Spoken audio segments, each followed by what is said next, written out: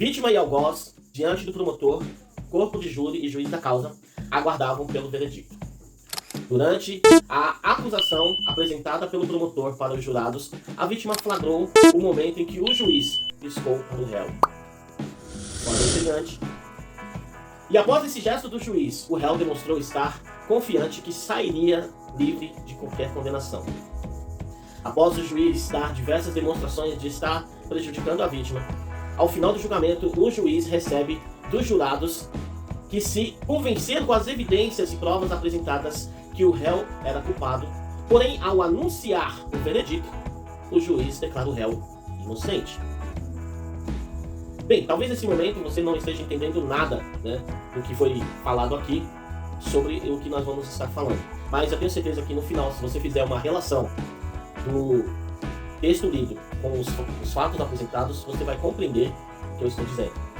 Bem-vindo mais uma vez ao canal Insight Direto. Vamos seguir com esse vídeo. E nesse momento eu vou estar comentando sobre a decisão do TSE com relação a julgar as ações do presidente numa tentativa de baixar o preço dos combustíveis, como sendo dentro de um ano eleitoral um crime eleitoral. E também vou estar falando sobre o Twitter da Mira Leitão, que foi aí, curtido pelo TSE. Mas antes, como sempre, quero compartilhar com vocês a seguinte mensagem: acrescenta a iniquidade deles, e não entre na tua justiça. Salmos 69, 27. A salvação é para todos e Deus, ele é o justo juiz. Mas, se prestarmos atenção, veremos que há pessoas que, além de elas rejeitarem a salvação, elas persistem em caminhar nas trevas, e caminhando nas trevas, elas vão somando as suas iniquidades, os seus pecados, de tal forma que é impossível que essas pessoas alcancem a salvação, não porque Deus não queira ou porque Deus não pode salvá-las, porque para Deus tudo é possível, mas pelo fato de que elas estão cada vez mais próximas da sua própria condenação. Pois a condenação virá sobre todos aqueles que têm rejeitado a justiça de Deus, a palavra de Deus e a sua salvação. Então pense nisso e faça também uma relação sobre o que está dito aqui neste salmo com o que nós estamos vendo. Okay? Pois é, como tem saído aí nas mídias, nos jornais e nas redes sociais, os ministros do Tribunal Superior Eleitoral estão a julgar e consideram que neste momento configura crime a tentativa do governo do presidente Bolsonaro buscar, de alguma forma, baixar os preços dos combustíveis nas vésperas da eleição. Para a maioria, trata de ofensa à legislação eleitoral, porque é proibida a concessão de novos benefícios pelo poder público em um ano eleitoral. Então é justamente isso que você está entendendo e é justamente isso que você está vendo nesse momento. Estamos em um momento em que nós tivemos uma crise decorrente da guerra, que está ocorrendo lá entre a Europa e a Ásia, entre a Rússia e a Ucrânia, que nesse momento elevou o preço do barril de petróleo a quase $130 o barril, que fez com que os combustíveis subissem de preço no mundo inteiro. Os Estados Unidos está aí passando aí por um grande aumento de combustíveis também, valor que nunca ocorreu antes. Eles estão pagando mais de $7 o galão de combustível, o que para os padrões americanos é muito alto. E nós tivemos aí um aumento absurdo anunciado pela Petrobras essa semana, de 25% de aumento para o óleo diesel e 18% sobre a gasolina. E, obviamente, que o aumento sobre os combustíveis ele não prejudica simplesmente o abastecimento dos veículos de transportes ou dos veículos de uso pessoal, os automóveis, como também transporte público e uma série de outras cadeias que dependem de combustíveis. Principalmente o transporte de mercadorias. Por quê? Porque o aumento dos combustíveis incide no aumento de fretes, o que lamentavelmente vai fazer com que os produtos que são transportados cheguem mais caro no destino e esse aumento também seja passado para os produtos, o que provoca aí uma inflação. Por quê? Porque nós temos aí em grande maioria dos produtos que chegam no mercado que são feitos pelo transporte de caminhões pelas rodovias, e isso tem prejudicado muito a nação. Faz parte do governo, em qualquer momento, ele tentar amenizar essa alta, porque a inflação ela prejudica não só a população, ela prejudica o país em todos os níveis. Quanto mais inflação, o governo ele tem mais custo administrativo também. Então, assim, é um processo que vai desencadeando aí vários problemas financeiros para o país e também para a população. Então, é um problema que precisa ser solucionado, que precisa ser resolvido, e o presidente ele precisa buscar, junto com a sua equipe econômica e os meios que ele tem, tratar dessa situação. Ele não pode deixar com que essa situação ela se agrave cada vez mais.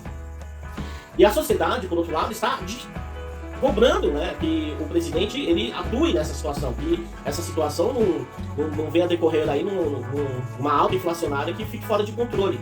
Porque aí, se você não conseguir controlar agora, você vai demorar aí pelo menos de 6 meses a 24 meses para você controlar o problema causado por essa inflação. Não é uma coisa que se trata a curto prazo, se você não tratar logo no início. É como uma doença que se você tratar no início você consegue um bom resultado, você consegue a cura, e se você deixar isso se prolongar, ela vai se agravar e o tempo de tratamento e de cura vai ser muito maior, né? Então você vai ter uma dificuldade muito maior para trazer a cura para o paciente. No entanto, o que nós temos visto é a ação do governo. O governo tem trabalhado desde o ano passado para diminuir as alíquotas de ICMS sobre os combustíveis, porque existe para cada estado uma alíquota. E o que o governo deseja é que seja estabelecida uma alíquota única nacional, para que quando, né, mesmo que haja reajuste, a alíquota ela permaneça a mesma. Nós tivemos aí, dentro desse período, o governo trabalhando nesse sentido, ele isentou os combustíveis dos impostos federais, que é PIS e COFINS, que são recolhidos aí para os cofres do governo federal. O problema é que esses impostos eles são muito pequenos, né?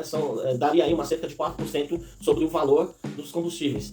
Quando você tem o ICMS aí, que chega a 60%, é um preço muito absurdo, ele é muito caro para o povo brasileiro. Lembrando que, né, esse valor desse ICMS não incide somente sobre os combustíveis, que vai sofrer aumento, mas todos os outros produtos que vão sofrer aumento, o que leva a uma super arrecadação para o Estado, em um momento em que os Estados conseguiram sanar as dívidas que eles tinham com a União, pois eles usaram o dinheiro que foi enviado para a pandemia para quitar essas dívidas. Então, assim, as receitas dos Estados, elas estão em perfeitas condições, ou seja, o Estado ele tem condições hoje de abrir mão desses impostos. Os governadores, eles podem abrir mão desses impostos, eles podem reduzir essa taxa de imposto, porque nesse momento eles estão bem de caixa, eles têm dinheiro em caixa, eles não precisam dessa enorme arrecadação, dessa tributação aí que é como uma faca sangrando aí a nós, povo brasileiro. E aí, diante dessa situação, vem aí, né, o TSE dizer que o governo não pode baixar o preço dos combustíveis por se tratar de ano eleitoral, porque isso fere a legislação. Ok. Eu vou fazer uma retrospectiva para 2014, quando o governo da Dilma, ele artificialmente manteve o combustível com um valor mais baixo e gerou um puta rombo na Petrobras, desculpa usar esse termo, né? Mas gerou um baita rombo na Petrobras da ordem de 100 bilhões, e esses 100 bilhões que foi o rombo que a Petrobras teve, está sendo pago agora, nós estamos pagando por esse rombo, né? Por essa manobra eleitoreira que foi feita pela Dilma. E a Dilma também, de forma irresponsável, ela manteve os custos de energia elétrica também mais baixos, mesmo sabendo que isso não poderia ser mantido, para que ela conseguisse se eleger, e praticamente um dia após a sua eleição, mesmo ela dizendo que ela não aumentaria as alíquotas e os valores da energia nem dos combustíveis, ela aumentou, o que configurou aí um estelionato eleitoral. E nós não vimos nenhum tipo de pronunciamento do TSE com relação a isso naquela época.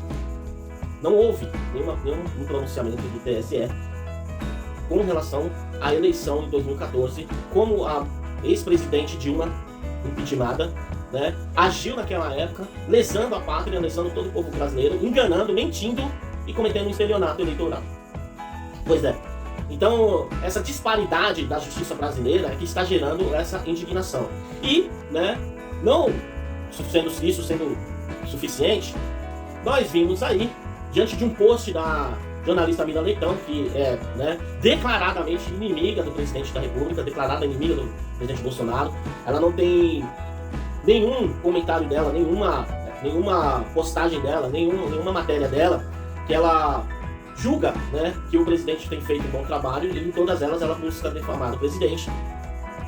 E ela fez um post no Twitter, e nesse post ela dizia para que os jovens, né, que conhecesse outro jovem, buscassem tirar o seu título eleitoral, né, de forma mais fácil, porque os jovens hoje seria decisivo na eleição, de uma forma em que o jovem fosse aqueles que seriam a força para tirar esse presidente. Pois bem, esse Twitter da Miriam Leitão, ele foi curtido pelo Tribunal Superior Eleitoral. Ou seja, como é que um tribunal que vai apreciar as eleições, que vai analisar, que vai contar os votos, ele declara, né, através dessa curtida aí, que ele tem um lado.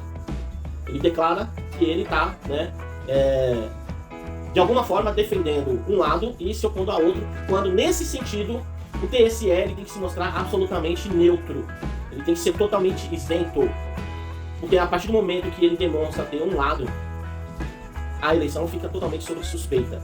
Então nós vimos aí um trabalho feito pelo TSE com rejeição a mais transparência, né, ao processo eleitoral, que seria feito através do voto impresso, né, que seria mais uma transparência. Ele rejeitou, ele disse que não podia, né, de forma alguma anexar, né, as impressoras, as urnas eletrônicas, para que no momento em que você votasse fosse feito a impressão do seu voto, e esse comprovante ficaria numa segunda urna. Eles fizeram um monte de fake news relacionado a isso, falando que você votaria ao tempo arcaico, falando que você levaria o voto para casa. Olha, fizeram um monte aí de mentiras, né, fake news relacionadas ao voto impresso. E por fim eles rejeitaram, fizeram uma manobra dentro da Câmara dos Deputados, com o presidente de partido retirando integrantes da CCJ que eram a favor do voto impresso, colocando pessoas que eram contrárias. Quer dizer, um monte de intervenções impedindo a transparência do voto impresso, para que o voto impresso não fosse votado, né? E aí nós vemos mais essa ação do TSE com relação a esse post da Miriam Leitão. Então, juntando tudo isso, o que nos coloca aí numa condição de que essas eleições, elas estão totalmente sob suspeita, né? Então nós precisamos estar aí abrindo os nossos olhos, e muito mais do que isso, é necessário que nós nos manifestemos, que nós voltemos a nos manifestar, nós voltemos a nos organizar enquanto sociedade, porque se a sociedade ela não se organizar, não se manifestar nesse sentido, nós estaremos sujeitos aí a sermos escravos de um sistema dominante que nos impõe arrogos, né? Nos impõe aí leis totalmente autoritárias, e a sociedade ela precisa reagir a isso, ok? Então era isso que eu queria compartilhar com vocês. Deixe seu comentário no vídeo, compartilhe o vídeo, para que nós possamos aí alcançar o maior número de pessoas com essas informações. Lembrando sempre que conhecimento liberta, informação é poder. Deus, Pátria e Família, até o próximo vídeo. Valeu!